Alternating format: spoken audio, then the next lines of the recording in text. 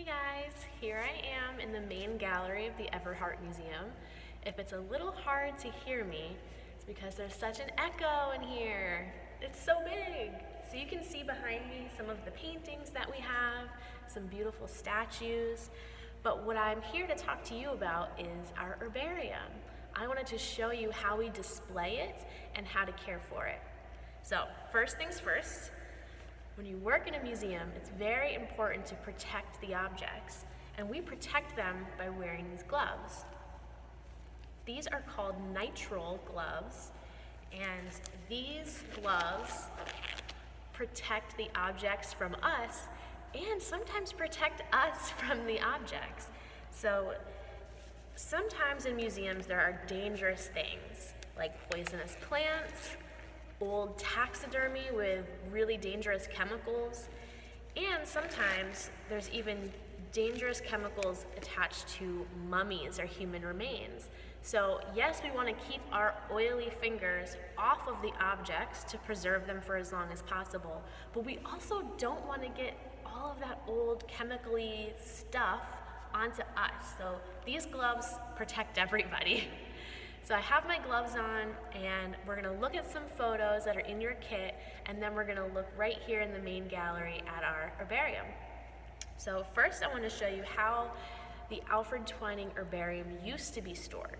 It used to be stored, and you'll find this in your camp kit, like this. You can see that all of the specimens, which there's one right there, are piled on top of each other, but separated with tissue paper. That's not ideal because the weight of all of these plants pressing on each other can degrade the specimens over time. So now we don't like to have it this way. We like to have boards separating all of the plant specimens. Here's another example close up of what it looks like when you photograph the collection. And then finally, one more picture of Alfred Twining. I love this picture because not only is it him in Nayog Park right here outside of the museum, but he's also holding a plant, and he looks so dapper. So you can see him there. It's such a clear photo. This was taken in 1915, so it's super old, but it's a great photo of the man who collected all of these things. So let's see his collection and how we have it stored here on display for the public. All right, I'm gonna pick you up with me. Alrighty, so here we have the herbarium cabinet on display at the museum. So these drawers are not supposed to be touched by the public. We don't want people to touch these. So a super secret that you're gonna learn is that these are actually locked in place. So if a small child or any patron comes along and tries to open this up, they can't because it's locked in place. The rest of these should be locked in place as well. So it's kind of just for looks. So I have the gloves on to protect the glass and to protect myself, but you'll see here one specimen we have laid out in an open drawer. We have glass on top to protect it, and then there's glass underneath as well. Let me see if I can show you the underside of one. There we go, you can see. All the way protection. We talked about artfully designed specimens. This is one where the collector put the specimen in an artistic setting. And then if we come all the way down here, it's a little bit more difficult to see, but we have a wheat specimen here too. So as we've talked about, it's very important to document where and when you find your own specimens for your kit. So we have included in your kit labels, just like this one. So this one says Twining Herbarium, Scranton, Pennsylvania, the name, the scientific name of the plant, where it was collected, and the date. So this one was collected in 1910.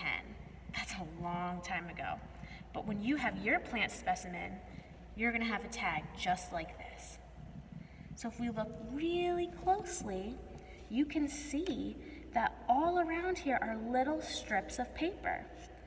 These little strips of paper are what's holding down the plant specimen. if this person were to put glue all over the page and then just paste down the plant, over time, that glue will wear away and turn yellow or brown. That will degrade the plant specimen and it won't save. So that's why the scientists use this method of taking a strip of paper and putting it over top. So there's only glue on 2 little dots of these strips of paper. That's how this plant is weighed down, is by these strips. It's pretty neat. So we also have some taxidermy on top of our herbarium. This is just for show, to show what was popular in the Victorian era, which we talked about earlier for camp. But I just wanted to show this to you, and hopefully that'll help you understand a little bit better what it looks like and what plant specimens can look like. But one more reminder is that these get switched out every 3 months.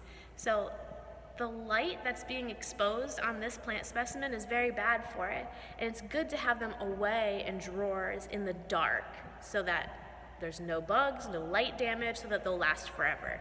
So that's why it's important to change these out every 3 months. All right, anyway, I'll stop rambling. I hope you guys enjoy the rest of your day, and let's get back to the kit.